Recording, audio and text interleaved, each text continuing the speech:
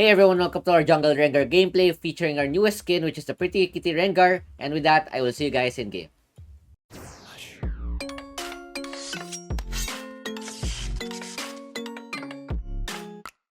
Going to the game, I'll let you know the tips and tricks, do's and don'ts, and what I'm thinking about when I'm using this champion, as well as the features of this skin, if it's a good skin to buy, if it's worth it. So far, it looks very fun to use, and in here you will see the effects of this champion. So we get into the game. We're currently up against Nunu, which is a good matchup for us since we have Conqueror, and this is where I will also show you the new build of Rengar since his old build got nerfed, which was the Trifor Solari build. Ever since Solari Charge Blade was nerfed, you need 3 crit items now for your damage.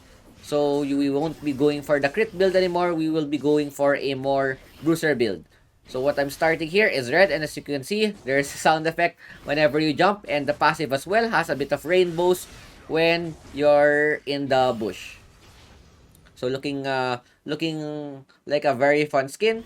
So going to the Raptors, the second skill, very colorful as well. Looking fine. We clear the Krugs, and we go for a red side clear where we go for the red buff, Krugs, and into the Raptor camps.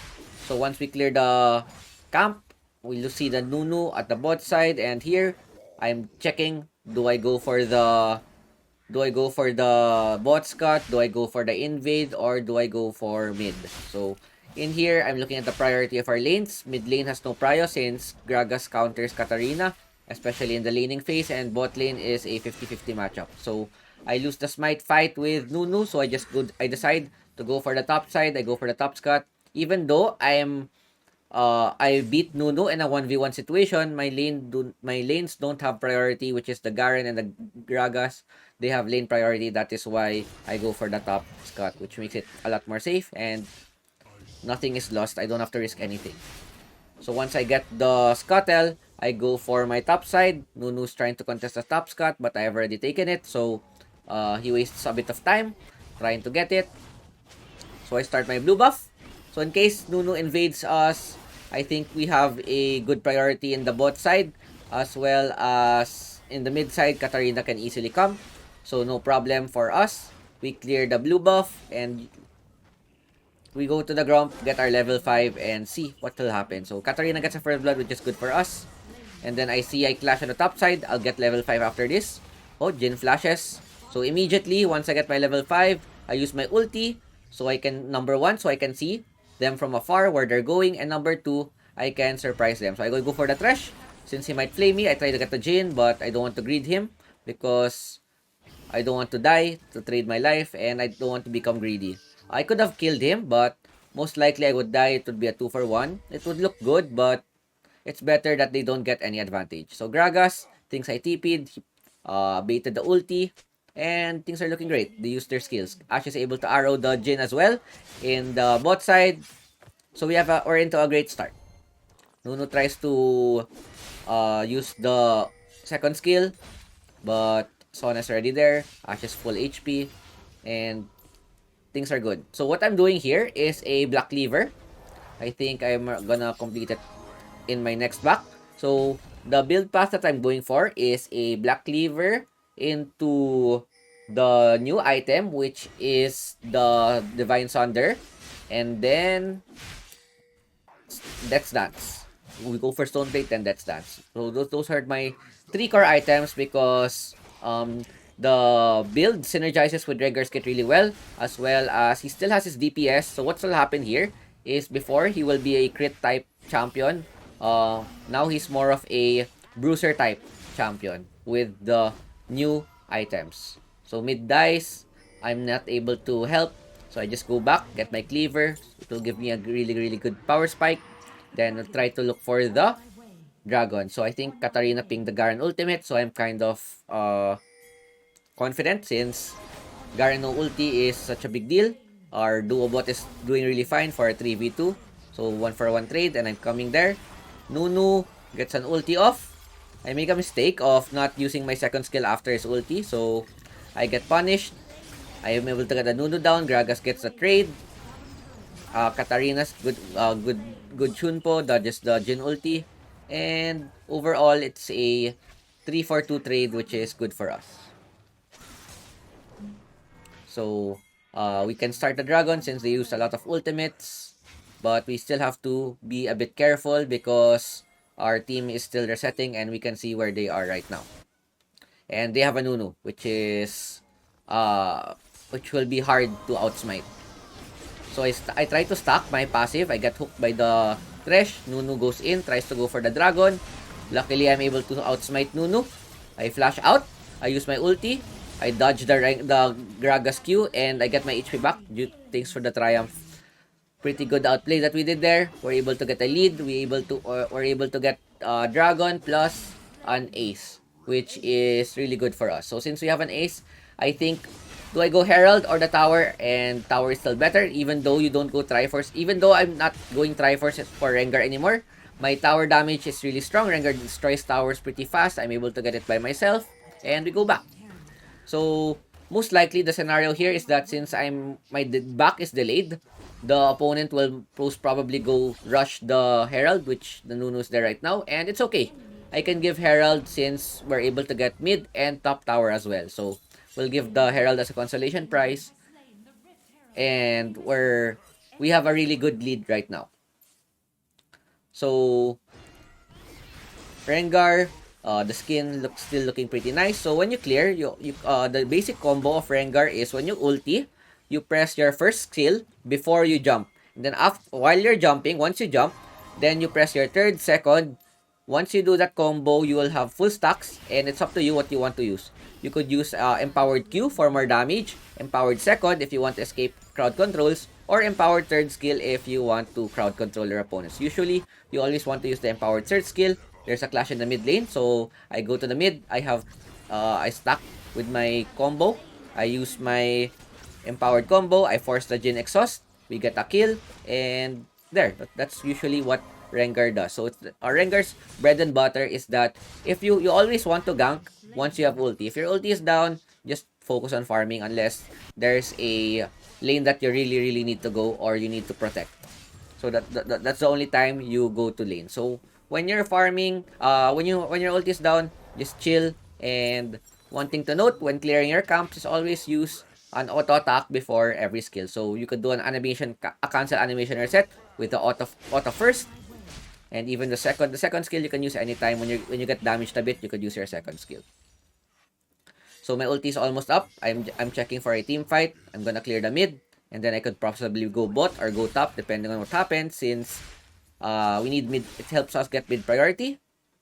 My Divine Sunder is up, and what's nice about Divine Sunder is again it's good against their lineup. Why is it good against their lineup? Because they have 3 tanky champions, which is 1 the Gragas, number 2 the Nunu, and number 3 the Garen. So Divine Sunder, the lifesteal does the damage. The damage of Divine Sunder is better on higher HP targets, which is what we have in this game right now. So not only will I get stronger damage with my Divine Sunder, I will also get a higher lifesteal because they have a lot of HP. So this is a perfect build, especially against this lineup, wherein they have a lot of people in the front. So I use my ulti. I try to look for another thing that's good about your ulti. You don't have to be near in order to use it. You can be far and use it as a map hack to know where their positions are. So I'm able to position well. I see them ganking the Ashe, Jin ultis. I block the ulti and look at my burst. Even though I'm going for a cleavered Sunder build, which is a weaker damage output build rather than the Triforce Charge Blade, I still do a lot of damage. I'm still able to almost one-shot the Jin, which is really good. And not only am I having a high DPS, I'm also very tanky. So I'm able to tank the tower, able to get 2 kills. Good play. Good counter play. Ashe is able to withstand the gank also. So don't be scared to use your ulti. Even just if you don't see your enemy and you want to look for your opponents, just use the ulti. It's a free map hack, so you'll know their positions even though their places are rewarded. You know where they are and they don't know where you are. So dragon spawns. I start it since we're really ahead. no problem. But the problem is Nunu. Here comes the problem. My smite, 84 HP. I missed my smite. Camille ulti, so Nunu doesn't go back to the lantern. They get a successful steal. And I see an arrow hit. I play a bit safe. Good ulti by Sona. Then we go in. I throw in my empowered E, but doesn't hit. But it's okay. We got a 2-for-1 trade. Not the best. They're able to get Dragon, but it's okay. We get a lot of gold. We're still snowballing the game. As long as we don't throw a team fight, we should be good. So Rengar, always auto before your Q. And then another thing is that if you have 0 stacks, you always want to get your first stack on the bush. So if you have no stacks and you jump on a monster or minion, or if you jump anywhere, you will always get a first 1 stack. But if you're really ahead in the game, you don't need to use it since your clear is already really fast, and there's no issue. So I clear the jungle really fast, no problem. So what I'm doing now is I'm saving up for my Death Dance. Since I have high DPS and high sustainability, I will go for the Death Dance. So one reason why I go Stone Plate, there are 2 things that you could go here for the Boots enchantment. So you could either go Stone Plate or Stasis. I go for Stone Plate because it synergizes well with the Cleaver Sunder, which gives me HP. And with Stone Plate, it gives me even more HP. And if they target me while I'm in Stone Plate, I get even more healing from my second skill. So basically, it makes me an unkillable tank for a few seconds. So I can either damage or tank the opponent depending on the situation. And this build is really good on Rengar as well, since my comp has no frontline. And nice arrow by Ashe. Very Ashe Rengar is actually an OP combo. When if Ashe arrows one, I just jump, I could burst him or her, and easy kill. So we get the tower. I snare the Nunu. Here go. I tank everyone. I Stone Plate. I go in. I get exhausted and 0 damage. I'm able to tank the tower. I'm able to tank the opponents. And this, I don't even have Death Dance. If I have Death Dance, most likely I'd be full HP again here. So this is where tank Rengar shines. Tank / damage. So if I'm able to destroy the tower, and I'm able to tank the opponents as well. Get the red. Red is up. I see the 2 opponents on the bot side, so I try to clear the top before I go home. So my team can get a push. I try to invade as well. Always, whenever you push a tower, and then you're going back, always try to look for the opponent's camps before going back to the base. So if you see camps, you always take it before going back, even though you have a lot of money, because not only do you get more money, you also deny their gold and leaving them no resources to get. So they all have to they have to get farm from their lane since they have less sources of revenue. So I see my team on the mid side. I clear the Raptors really quick, and level 13 is where Rengar goes really OP. I could ulti, the ulti lasts forever, and I can see all of their positions. I see Nunu on the left side. I see the flank, Ashe with another great arrow. We do the basic combo again. We see the 2 tanks in the front, wherein I'm doing a lot of damage. The opponents get close. I try to do a 3rd flash, but I fail. I think that would hit, but I mistimed my flash. I flashed to the right. If I flashed to the front, I think it would hit Jhin, but it's okay. No problem. Baron is spawning. We're able to take down their jungler in mid lane. So this most likely would be a free Baron. Camille is buying time, but most likely she wouldn't die as long as she's an int. So Sona has heal to keep us sustained. We get the Baron. Hopefully no steals. Yep, Nunu is still down. So things are looking great. So after Death's Dance, it's actually up to you on what you want to get. You could go for more damage. You could go for Mortal Reminder for more damage, or you can go the Guardian Angel, or you could even go Sterox. So the next item after Death's Dance is up to you. So you usually go GA if Elder is the next objective or it's about to spawn. Since Nunu stole Infernal before we start, I go around.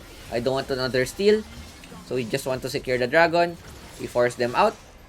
We get the Nunu out, and we take the dragon. So back to what I was saying, you could go Sterax if you need more HP, survivability, and it stacks with Stone Plate as well, with the synergy. If you need more damage, you could go for Mortal Reminder, which gives armor penetration and anti-healing, which most likely a lot of opponents will have. That's lifesteal. And you could go for Guardian Angel if it's an important team fight. So Ashe is getting dove by Garen.